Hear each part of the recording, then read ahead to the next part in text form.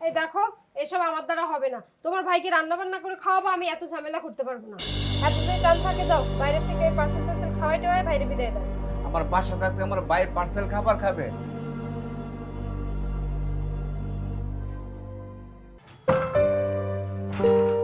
ভাবি কেমন আছেন?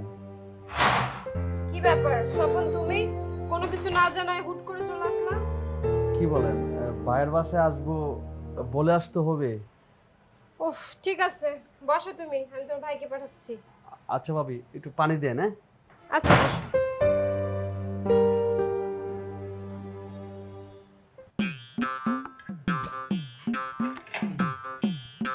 কি রে, তোর খাওয়া শেষ? আর একটু দেরি?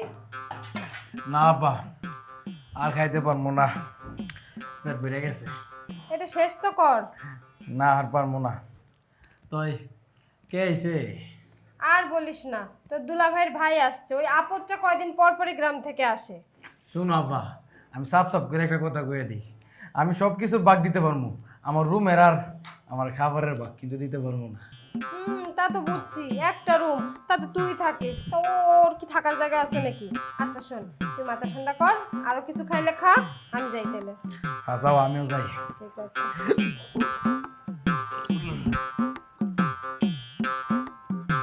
আল্লাহ লেখা হয়েছে। বিয়াই পেটটা তাহলে ঠিক মতন বড় হয়েছে। ও বিয়াই, বৈশা বৈশা খাই তো, কি আর কমু। যাও, তা ভালোই আছেন? বালা কেমনে থাই, ইদানিং যেমনি মানুষ হওয়া শুরু হয়েছে, বালা থাকতারি না। কি বলেন, মেয়ে মনাসা তো ভালো লক্ষণ। এখানে বিরক্ত ফিল করলে তো হবে না।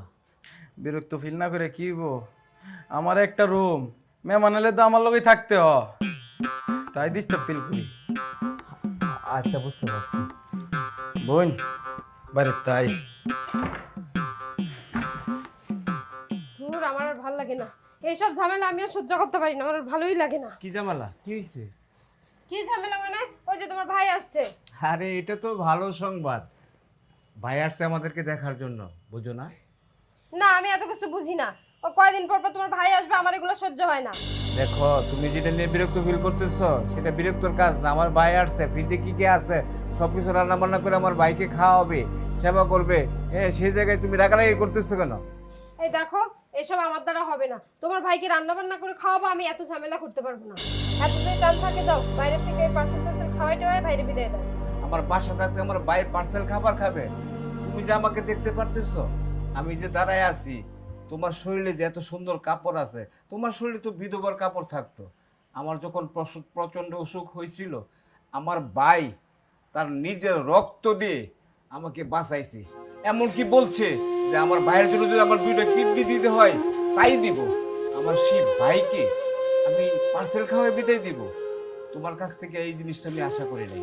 পাগলামি করো না, তোমার ভাই শুনতে পারবে, ও ওখানে বসা আছে, যা আছে ফ্রিজের সব খাবার টাবার আমার ভাইয়ের জন্য নিয়ে আসো, আর বেশি কথা বলবে না। ওহ, এই আপদটা আসছে কোত্থেকে? ওর জন্য নাকি আমার ফ্রিজ থেকে বের করে রান্না করতে হবে। যত্তসব।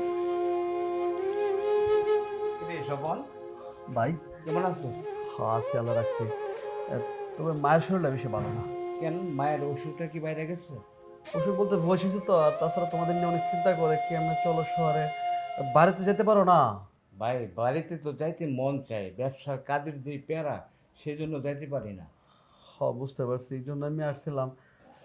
ইয়ে কর, চল রুমে যাই, খাওয়া দাওয়া কর, ফ্রেশ হ, তারপরে আড্ডা মারবো। না ভাই, আমি রুমে যাব না। আমি এখান থেকে চলে যেতে হইব।